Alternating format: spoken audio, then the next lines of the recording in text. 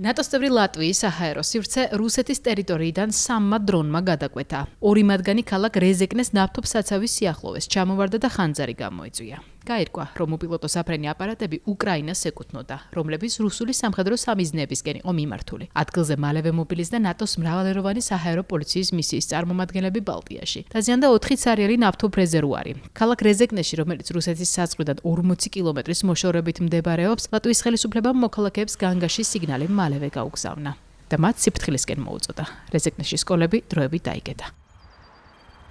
აფეთქების ხმა ორჯერ გავიგონე გამთენიისას.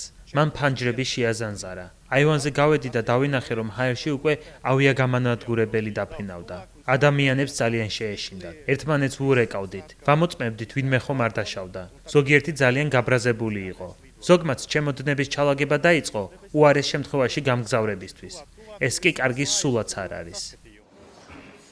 ლატვიის ხელისუფლებამ მომხდარზე გამოძიება უკვე დაიწყო. მიმდინარეობს ჩამოვარდნილი დრონების ნამსხვრევების ძებნის ოპერაცია. ცნობილია, რომ უკრაინულმა მხარემ ლატვიის ხელისუფლებას უკვე მიმართა. ბალტიური სახელმწიფოს თავდაცვის მინისტრმა აღნიშნა, რომ უკრაინას სრული უფლება აქვს რუსეთში სამხედრო სამიზნეებს დარტყმას.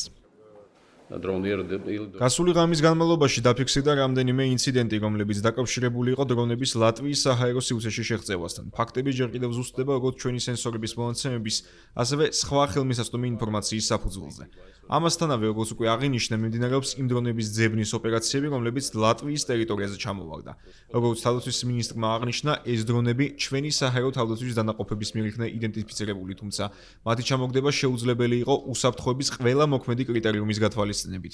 შესაბამისად, იარაღი არ გამოყენებულა, რადგან შეუძლებელი იყო იმის გარანტირება, რომ საფრთხე არ შეექმნებოდა მშვიდობიან მოსახლეობას, სამოქალაქო ობიექტებს ან ინფრასტრუქტურას.